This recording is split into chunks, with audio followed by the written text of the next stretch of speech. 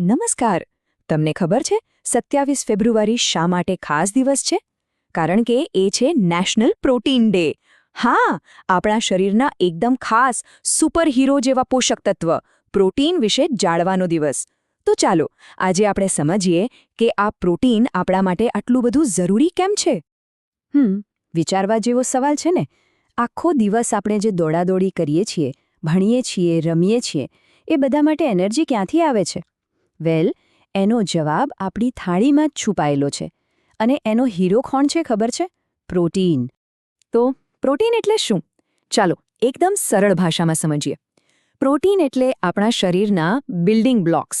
જેમ ઘર બનાવવા માટે ઈંટો જોઈએ ને, બસ એ જ રીતે આપણું શરીર બનાવવા અને એને રિપેર કરવા માટે પ્રોટીન જોઈએ. આપણા શરીરના દરેક સેલનો પાયો જ પ્રોટીન છે. અને તમને એક મજાની વાત કહું, આપણા વાળ અને નખ એ પણ મોટાભાગે પ્રોટીનથી જ બનેલા છે. પ્રોટીન તો જાણે એક ઓલરાઉન્ડર છે. એ એકસાથે કેટલા બધા કામ કરે છે.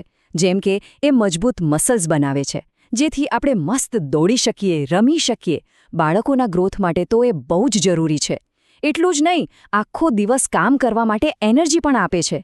અને આપણી ઇમ્યુનિટીને સ્ટ્રોંગ બનાવીને આપણને હેલ્ધી રાખે છે. સારું, તો હવે ખાસ કરીને સ્ટુડન્ટ્સ માટે પ્રોટીનના શું ફાયદા છે એ જોઈએ. ભણવામાં કોન્સન્ટ્રેટ કરવું હોય કે પછી પ્લેગ્રાઉન્ડ પર ધમાલ મચાવવી હોય, પ્રોટીન બધે જ બહુ મોટો રોલ પ્લે કરે છે. મતલબ કે પ્રોટીન આપણને ફિઝિકલી અને મેન્ટલી બંને રીતે હેલ્પ કરે છે. એ રમવા કૂદવા માટે એકદમ સ્ટ્રોંગ બોડી આપે છે. આપણને બીમારીઓથી બચાવીને હેલ્ધી લાઈફ આપે છે. અને ભણવા માટે મગજને એકદમ શાર્પ અને એક્ટિવ રાખે છે. આમ જુઓ તો આ એક કમ્પ્લીટ પેકેજ છે. ઓકે, તો હવે સવાલ એ થાય કે આટલું ઇમ્પોર્ટન્ટ પ્રોટીન આપણને મળે ક્યાંથી? વેલ, ગુડ ન્યૂઝ એ છે કે એના માટે બહુ આમ તેમ જોવાની જરૂર નથી.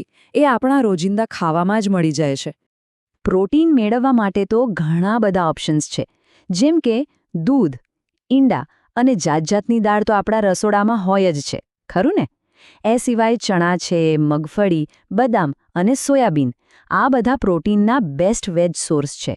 અને જે લોકો નોનવેજ ખાય છે, એમના માટે માછલી અને ચિકન પણ પ્રોટીનથી ભરપૂર છે.